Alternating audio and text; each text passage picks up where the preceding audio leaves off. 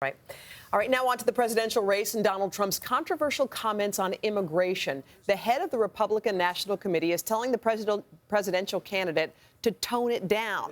But that was after Trump's very candid interview with NBC's Katy. Katy, good morning. Morning, Hoda. He is the man no one can stop talking about. And in a wide-ranging sit-down, Donald Trump talked to me about his opponents and immigration, telling me he has no apologies for his words on undocumented immigrants. We're way ahead of schedule. More political fallout for Donald Trump after RNC Chairman Reince Priebus called Trump Wednesday, asking him to tone down his controversial rhetoric on immigration. It was a candid conversation. Donald Trump was asked to soften his tone on immigration, but we're not sure he listened. His advisors say he will continue to fight on. And more financial fallout as celebrity chef Jose Andres backed out of a deal to open a restaurant in Trump's D.C. hotel. It comes after Trump doubled down on his comments on immigration. I will win the Latino vote because I'm going to put them to work. I'm going to be able to get jobs. I will take jobs back from China.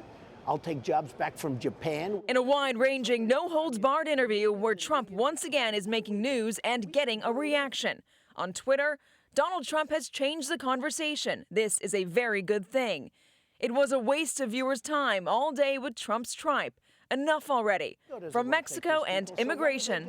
They send them to our stupid politicians, and we have sanctuary cities, and we have all of this nonsense. I've been saying this for a long time, Katy, and it's a disgrace. And frankly, if I didn't bring it up, you wouldn't even be talking about immigration right now. To his opponents. What do you think of Hillary Clinton as a president, if she wins the nomination? She was the worst Secretary of State in the history of our nation. Why would she be a good president? I think she'd be a terrible president.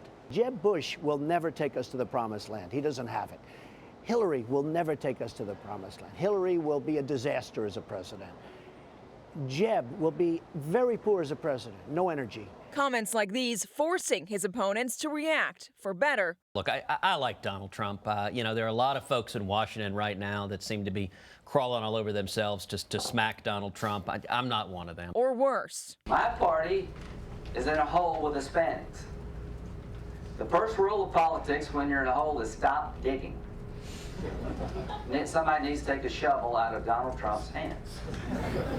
So what's next? Trump says he will file his financials on time, which will be in a few days. Then there are the debates. Guys, he is still #2 in the polls, #1 in one poll, in fact.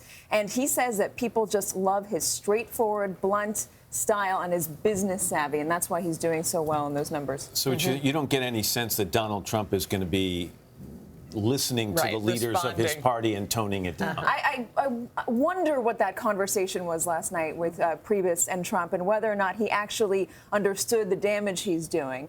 But he has no plans of backing down, from what I can tell. He will stay in this race. It doesn't sound like it's going to be a quick flame out for him. Well, when you talk about his popularity, it's no wonder he'd keep going if he chooses to. Exactly right. Katy, thanks. Hello, Today fans. Thanks for checking out our YouTube channel. Subscribe by clicking that button down there, and click on any of the videos over here to watch the latest interviews, show highlights, and digital exclusives.